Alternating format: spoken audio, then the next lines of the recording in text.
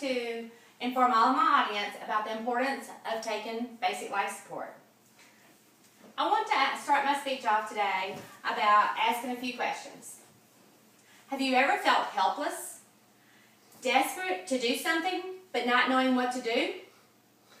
Have you ever thought about what you would do if a family member or loved one would collapse in front of you, not breathing, gasping for air, with no heartbeat?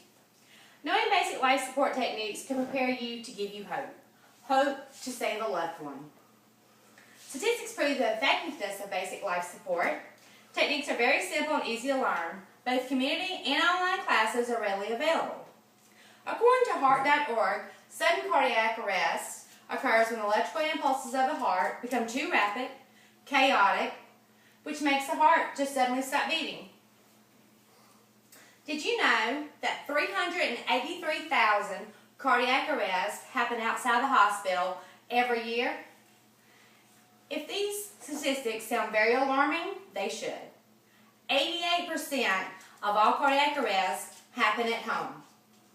Sadly, 70% of Americans do not know basic life support, or their training has severely lapsed. By knowing basic life support, you can increase the chance of survival for your loved one 2 to 3 times. I believe that anyone can learn basic life support, and everyone should. According to the Advanced Cardiac Life Support Provider Manual and the Basic Life Support Provider Manual are the 5 lengths of survival. You want to have immediate recognition of cardiac arrest. Someone collapses in front of you, they stop breathing, they're gasping for air with no heart rate. Immediate activation of emergency medical response by calling 911. Do you know that first responders can come to the house and help you until the ambulance gets here? Early cardiopulmonary resuscitation, with emphasis on chest compressions. You want a rapid defibrillation. That's going to be with the first responders or with the ambulance. Effective advanced cardiac life support when the ambulance gets here, when they give medications, or in integrated post-cardiac arrest care. And that's going to be within the hospital. According to Trauma Provider Protocol, Provider Manual, and Circulation, which is the Cardiology Medical Manual, it's going to be techniques are very easy, and they only require a few simple steps. Allow me to demonstrate. If you have your loved one that has collapsed, you want to make sure that they are on a hard surface. You want to first start off by look, listen, and feel. You're going to look to make sure that their chest is not rising and falling. You want to listen to see if they're breathing. You want to check their carotid pulse. This should all take below 10 seconds. You want to shake and shout, "Hey, are you okay?" If no response, you want to start off with chest compressions. You're going to put your hand in the center of the chest, interlace your fingers on the other hand, and you want to go to a depth of 2 inches. Now this has to be a very rapid motion.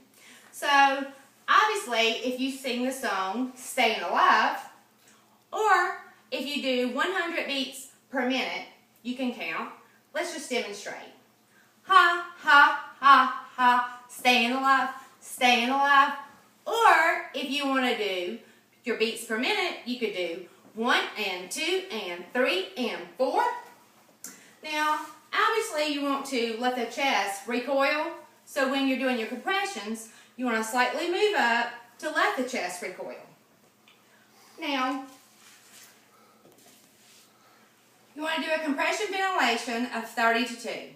That's 30 compressions to 2 ventilations. You want to do about 8 to 10 ventilations per minute.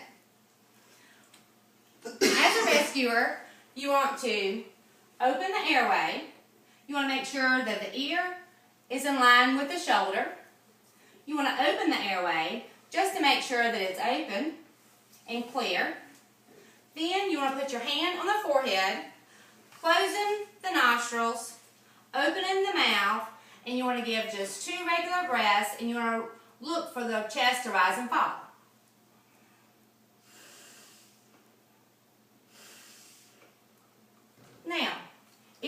2 rescuers, you would like for one rescuer to do chest compressions, the other rescuer to do your ventilations.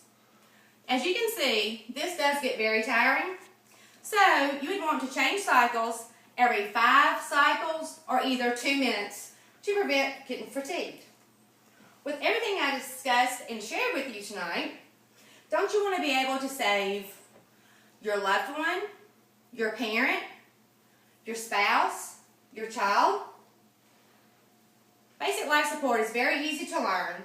You can start off by calling your local chapter in Macomb, American Red Cross, at 601-684-8400, or you can contact Southwest Mississippi College, where they give basic life support classes to laypersons without any kind of medical background, at 601-276-2001, or you can simply go online at www.heart.org. In conclusion, basic life support has been proven to be a lifesaver. You can learn to do this efficiently and perform the steps if needed. Maintaining oxygenation and circulation are key to effective resuscitation. I challenge everyone that has listened to this speech to go and enroll in a basic life support class. You never know when you could be called on to save the life of a loved one.